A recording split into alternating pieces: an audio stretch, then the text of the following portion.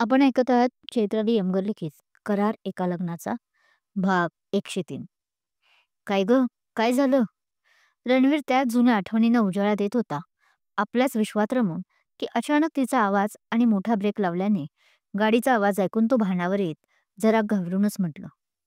तू आणि केतू मागे बसले होते तर केतन पुढच्या ड्रायव्हरच्या सीट शेजारी. रणवीरनं तसं म्हणताच केतनने हसून मागे वळून त्याला समोर बघा म्हणून खुणावले. तसं त्याचं लक्ष गेलं. एक 100 मीटरवर लक्ष जाताच त्याने हसून आपल्या कपाळावर मारलं. काच खाली घे. ऐकलंस का? काच खाली घे. तोच तिथे एक केतू, केतनच्याच वयाचा मुलगा रामू काकांच्या साईडला येऊन त्यांची काच नॉक करत म्हणाला. हातात एक छोटंसं कुत्र्याचे पिल्लू होतं. त्याला गुंजारतच तो मुलगा रागात त्यांना बोलत होता. रामू काकाने रणवीरकडे पाहिलं तसं त्यांनी डोळ्यांनीच त्याला काच खाली घ्यायला सांगितले. गाडी चालवता येत नाही दादा, तर चालवता कशाला?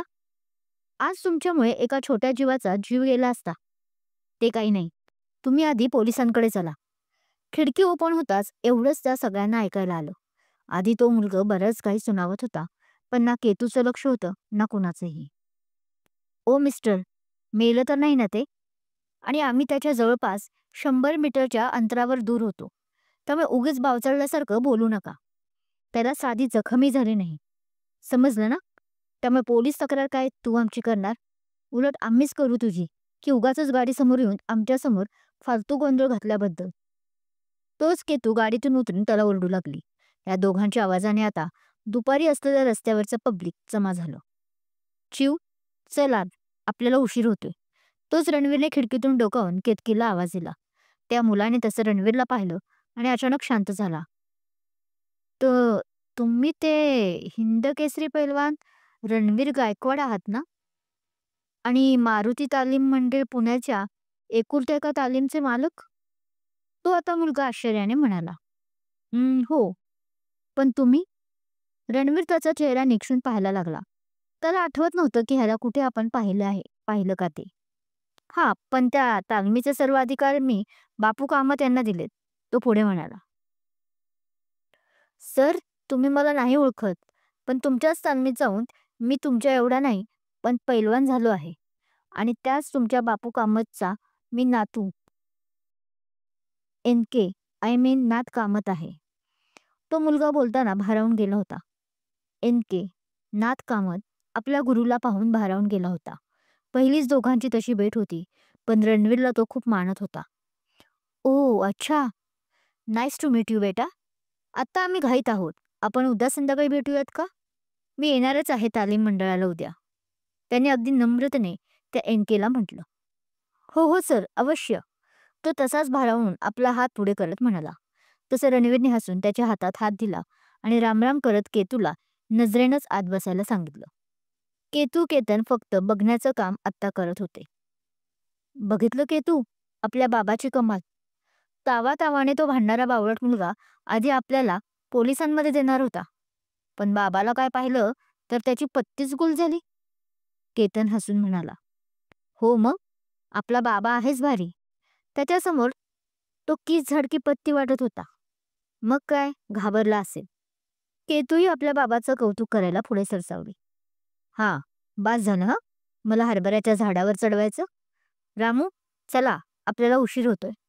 त्याने आपल्या ड्रायव्हरला गाडी चालवायला सांगितली आणि त्या NKला हात करून निरोप घेतला. चला, काय गर्दी केलीये? शो संपला, जा आता तुम्ही पण. गाडी जाताच तोही जमलेला गदीला पाहून म्हणाला आणि स्वतःही आपल्या बुलेट राणीवर बसून प्रस्थान केलं. वाव, काय सुंदर कॉलेज आहे. केतन मॉडर्न कॉलेजच्या आत गेटवर येताच म्हणाला. त्याचे डोळे उघडझाप करत होते तिथलं सगळं ऐश्वर्य पाहून. पुण्याच्या शिवाजीनगर येथील JM रोडवर हे इंजिनिअरिंगचं कॉलेज होतं, ज्याचे ट्रस्टी आपले केके होते, नाथाचे आजोबा. उद्या कुस्ती आहे म्हणून खास आज कॉलेज नटवलं होतं. आधीच सुंदर असलेल्या या कॉलेजमध्ये या सजावटीमुळे अजून सौंदर्यात भर पडली होती. बिल्डिंगचं तसं काम जुन्या काळाचं होतं, सगळं ओबडधोबड दगडाचं, पण तरीही एक वेगळीच चमक होती कॉलेजला. आणि आजूबाजूला फुलं झाडं, त्यामुळे प्रसन्न वातावरण. कॉलेज की कॉलेजमधली मुली? केतन? पण त्याचं असं बोलणं ऐकून कोपरा मारत केतकी त्याला हसून म्हणाली. कॉलेज पाहायला माहिती असायला हवी इन जनरल म्हणून ते आले होते दोघे. रणवीरही येणार होता, पण नेमकं हॉटेलमध्ये त्याला अर्जंटही जावं लागणार होतं. त्यामुळे ह्या दोघांना त्याने प्रिन्सिपॉलची पण भेट घ्यायला निक्षून सांगितलं आणि कॉलेजही बघा हेही. रामू काका होते सोबत त्यांचे ड्रायव्हर, पण ते गाडीतच पार्किंग लॉटमध्ये बसले होते. दोन्ही तो आपला खोडकर अंदाजात आपल्या कोवळ्या मिशीला ताण देत म्हणाला, "खेत्या, तू काही सुधारणार नाही." ती त्याच्या पाठीत मारत म्हणाली, "एक आहे तू. तुला किती वेळा सांगितलंय की पाठीत असं मारत जाऊ नकोस म्हणून." तो आपली पाठ चोळतच म्हणाला, "ओलले माझ्या छोट्या, खूप लागलं पाठीला? दे हं चोळते." म्हणून ती त्याच्या पाठीवर अजून एक फटका मारत बोलते, तसा तो विफळतो. तो काही बोलणार तोच तिचा फोन वाजतो. "श्श केत्या, मस्ती नंतर करू. कॉलेजमधून कॉल आला आहे." तिने तसं त्याला शांत राहायला सांगून थोडं त्याच्यापासून दूर उभा राहत कॉल उचलते. "हा सर, बोला ना." ती बोलत होती पण तिला रेंज इश्यूमुळे काहीच ऐकायला येत नव्हतं. तसं ती केतनला मी आलेच म्हणून खुणावत तशीच मागे सरकली. "ए पोरी, मागं बघता येत नाही का तुला? डोळे फुटले की काय म्हणायचे?" तोच एक भारदस्त आवाज आला. "ते बॉयफ्रेंड आणि गुलूगुलू फोनवर बोलण्यापेक्षा समोर बघून चला." "पण तुम्हा एकट्यालाच काय बोलायचं? अख्खी पिढी तुमची बरबाद झाली या फोनपायी आणि तुमच्या आई-वडिलांच्या संस्कारापायी." पण ती व्यक्ती नाही ते बोलत सुटली होती तिला. चूक तशी तिची नव्हतीच. "सॉरी आजोबा, पण चूक माझी नाही, तुमची आहे. माझी तर पाठ होती, पण तुम्हाला तर समोर मी दिसत होती ना. मग तुम्हाला जरा अंतर ठेवून चालता येत नाही का? की या वयातही बुद्धिभ्रष्ट झाली आहे. तरुण मुली दिसल्या नाहीत की आलात लगेच लाईन मारायला. आणि माझ्या आई-वडिलांचे संस्कार काढणारे तुम्ही कोण? तुम्हाला माहिती तरी आहेत का माझे आई-वडील कोण आहेत ते?" पण केतकी त्यांचं ते लांबलचक भाषण ऐकून डोकं सटकलं. त्यात आई-बाबांचं आपलं नाव आल्याने तर चांगलीच तापली होती. त्यामुळे जे बोलायला नको होतं तेही ती चुकून बोलून गेली.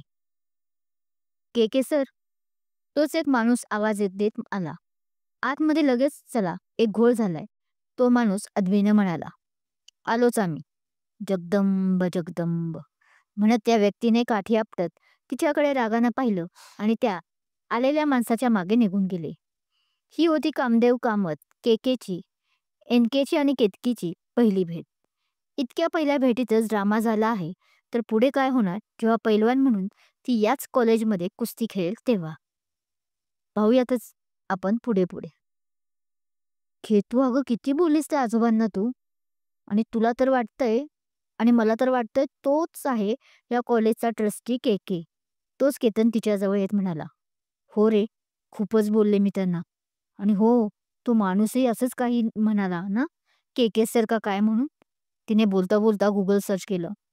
मॉडर्न कॉलेजचे ट्रस्टी म्हणून आणि त्या माणसाचाच तिला फोटो दिसला. "आता रे." तिनं घाबरून तोंडावर हात ठेवला. केतनने तिच्या खांद्यावर हात ठेवला.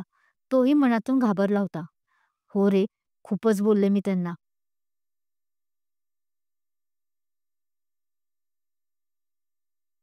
काश, काश आता इथे हँडल करायलाही सिच्युएशन अभि असता.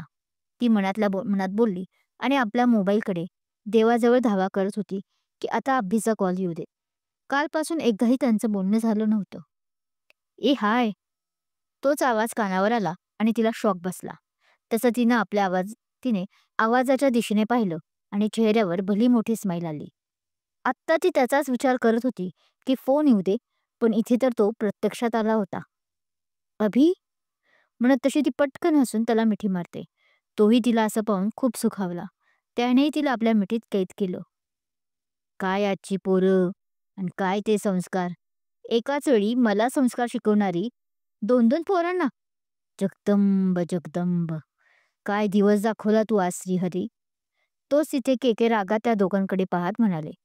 ते त्यांचं काही सामान राहिलं म्हणून परत चालले होते आपल्या गाडीजवळ, तर त्यांना ते दृष्टीस पडले. "Excuse me uncle.